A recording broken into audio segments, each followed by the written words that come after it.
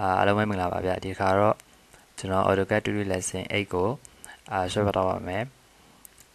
ဒီခောက်ဆွဲပုံလေးကတော့ကျွန်တော်ဒီပုံလေးပေါ့နော်အဲ့တော့ဒီပုံလေးမှာဒီပုံလေးကိုကျွန်တော်တို့ကြည့်မှာပေါ့နော်ဒီမှာဆိုရင်တို့ကဒီဘက်မှာ set wine တစ်ခုပါတယ်ဒီဘက်မှာ set wine တစ်ခုပါတယ်ပြီးတော့ set wine မှာတို့က set wine ကို set wine ပေါ်မှာ set wine ပြန်ပြီးတော့ tangent ပြန်ထပ်ထားတယ်ပေါ့နော်အပေါ်နဲ့အောက်နဲ့ဒီမှာ radius concession နဲ့ဒါ set wine ကြီးကြီးပေါ့နော်သူ့ရဲ့ center ကတော့ဘယ်နားမှာရှိမှန်းတော့မသိဘူးပေါ့နော်ဒါပေမဲ့ဒီ set wine နဲ့ဒီ set wine နဲ့ကိုသူက tangent လောက်ထားတယ်ပေါ့နော်အဲ့တော့ကျွန်တော်တို့ဒီမှာ reference line လေးအရင်ဆွဲကြည့်မယ် 90.2 ပေါ့နော်ဒီ set wine နှစ်ခုရဲ့အကွာအဝေးတော့ line လေးယူလိုက်မယ် 90.2 under သူ့ရဲ့ set wine ကset wine ရဲ့ 17.9 15.6အဲ့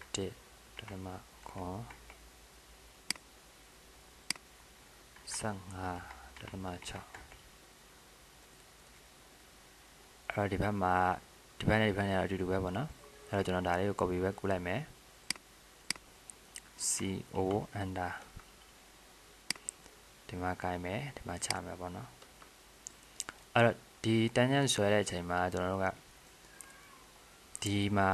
ဆွဲလို့ရပါတော့ဒီလို tangent ဆွဲရရ fillet နဲ့ချိုးလဲရတယ်ပေါ့နော်အဲ့တော့ကျွန်တော်နှစ်ခုလုံးလုပ်ပြပါမယ်ကျွန်တော်ဒါ tangent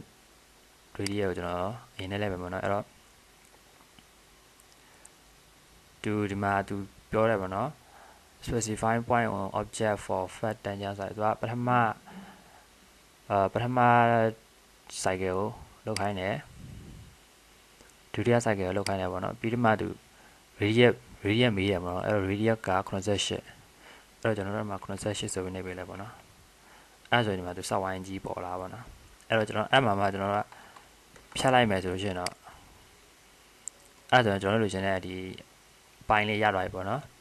ဒါကတစ်ခုပေါ့ပြီးတော့မှဒီကနေမှမေတာခောက်ချလိုက်မယ်ဆိုအောက်ပိုင်းလေးရသွားပြီပေါ့နော်အဲ့လိုမဟုတ်ဘဲနဲ့ကျွန်တော်တို့ fillet နဲ့လည်းရပါပေါ့နော် fillet f under r under 88ပေါ့နော်88 under ဒီမှာ slash mat ဒီမှာ slash mat ဒါဆိုလဲတော့တစ်ခါလေးတိုင်းရသွားပါပေါ့နော်ဒါလေးကိုကျွန်တော်မေတာခောက်လိုက်ပါမယ် mi under အဲ့တော့ဒီမှာကျွန်တော်မလိုတဲ့ဟာလေးတွေကျွန်တော်ဖြတ်လိုက်မယ် tr under ပေါ့နော်အဲ့ဆိုရင်တော့ဒီပုံလေးကျွန်တော်တို့လိုချင်တဲ့ပုံလေးဆွဲပြီးသွားပြီပေါ့နော်အဲ့လေးကျွန်တော် dimension လေးနဲ့ပါလိုက်တက်လိုက်မယ်ပေါ့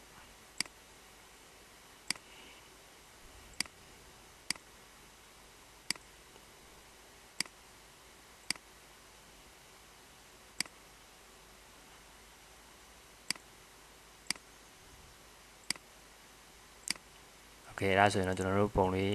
ကပြီးသွားပြီပေါ့နော်ဒါတော့နောက်ဗီဒီယိုတွေမှာကျွန်တော်တို့ lesson တစ်တွေကျွန်တော်ထပ်ပြီးတင်ပြသွားပါမယ်ဒီဗီဒီယိုမှာတော့ဒီလောက်ပဲပေါ့နော်အကုန်လုံးကျေးဇူးတင်ပါတယ်ဗျ